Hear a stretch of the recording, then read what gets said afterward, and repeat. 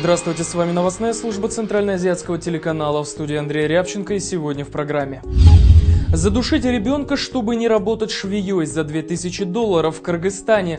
Трижды судимая рецидивистка похитила первоклассника.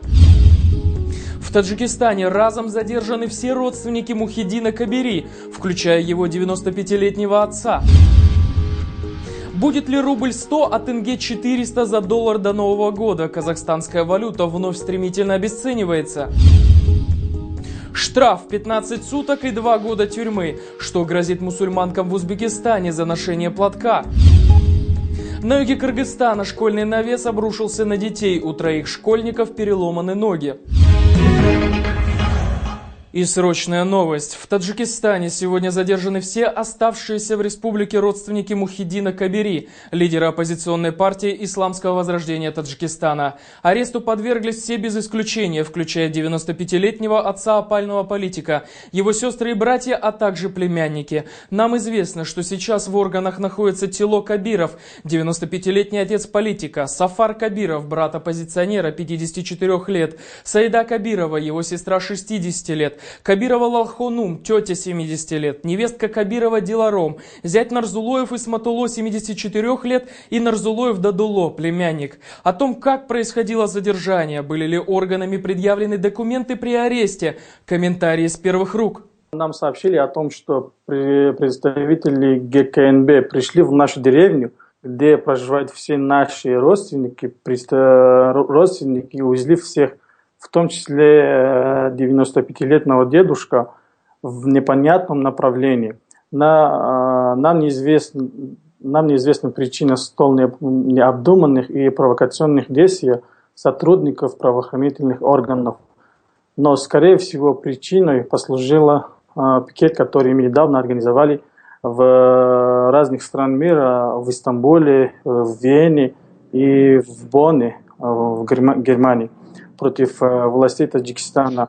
Давление, особенно после парламентских выборов, но такое событие, когда без никаких санкций прокуратура или суда вторгаются в дом и в буквальном смысле похищают членов семьи, мы видим впервые.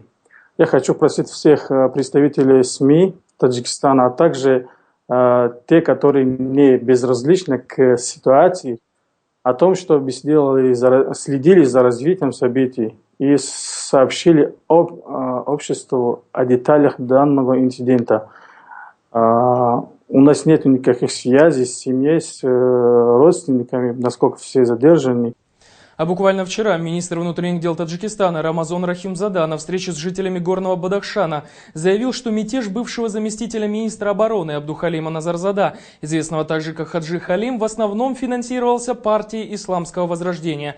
Именно запрещенная ПИФТ, по словам чиновника, профинансировала и руководила нападениями в Душанбе и Вахдате, которые произошли 4 сентября. Министр Рахимзада сообщил, что нападения были подавлены, а их исполнители были обезврежены и задержаны в короткие сроки только при содействии населения. Народ тесно взаимодействовал с правоохранительными органами, вставал на сторону правительства Таджикистана, в результате чего события длились 10-12 дней, а террористическая группировка была обезврежена, сказал он. Он также выразил обеспокоенность примыканием граждан к различным незаконным партиям и движениям, а также участием в вооруженных столкновениях в Сирии и Ираке. «Мы стараемся образумить заблудших молодых людей путем разъяснений», сказал он.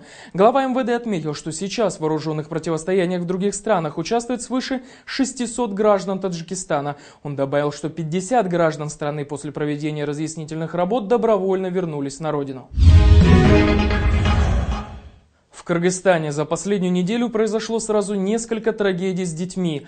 Накануне на окраине Бишкека был похищен маленький ребенок, первоклассник Даниэль Эрматов. Утром он пошел в школу, а в обед на телефон его матери пришло сообщение с требованием выкупа ребенка. Самое примечательное в этой истории, что родители Даниэля совсем не богатые люди. Они живут на окраине столицы в доме, который построили собственными руками. Что можно было взять с этих людей, до сих пор непонятно.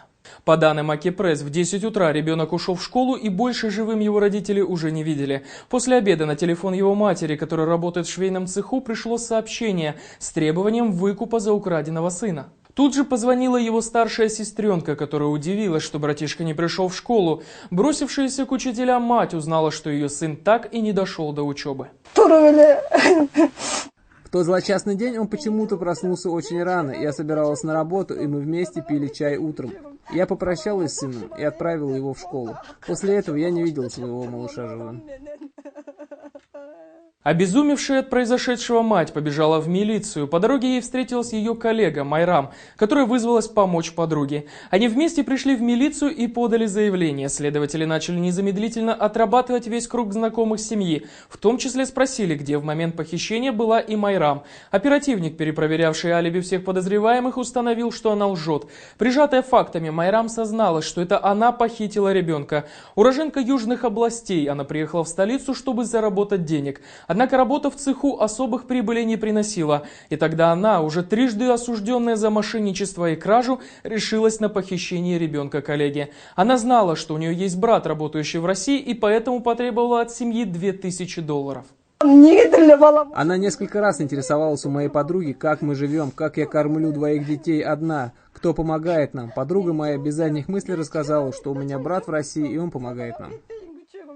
Готовясь к преступлению, Майрам приходила в семью несколько раз и знакомилась с мальчиком. В тот день она встретила Даниэля по дороге в школу и пообещала отвезти к матери. Взяв за руку, женщина отвезла его в село за городом. Как она утверждала после, ребенок умер из-за того, что она не рассчитала дозу снотворного, влитого ему в сок, но оказалось, что это было хладнокровное убийство. Она вывезла ребенка за город, Сокуловский район, близ села Кунту, где во враге убила ребенка.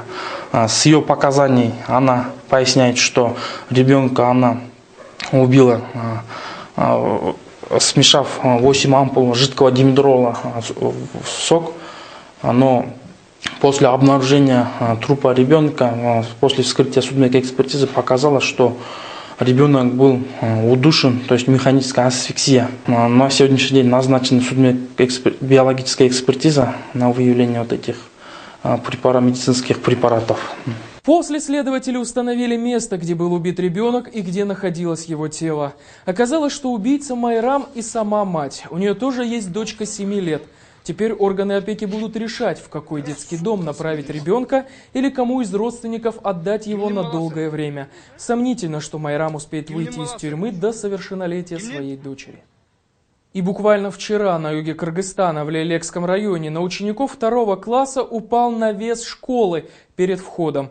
Несколько детей госпитализировано с переломами ног. После обрушения навеса в больницу было доставлено 9 детей. После осмотра 5 человек отправились домой. Остальные 4 продолжают находиться на лечении. У 3 школьников сломаны ноги, 1 получил травму головы. Пока местные силовые органы о возбуждении уголовного дела не сообщали.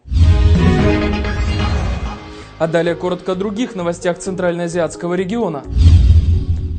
Из наиболее пострадавших от землетрясения Бартангской долины Таджикистана вертолетами вывезены свыше 500 пострадавших от стихии. Сегодня планируется открытие автодороги Рушан-Бартан, которая была закрыта в результате схода камнепадов. Для строительства нового жилья в райцентр начали доставлять строительные материалы. Строительство начнется с началом весны. На востоке Афганистана арестовано 15 человек, в том числе 12 выходцев Таджикистана и Узбекистана, по подозрению в причастности к вооруженным группам. Ранее в провинции Джалалабад при перевозке группы задержанных, которые по данным местных властей были гражданами Узбекистана, одна из женщин подорвала себя. В результате взрыва погибли 6, в том числе 3 детей-смертницы и 3 сотрудников органов безопасности.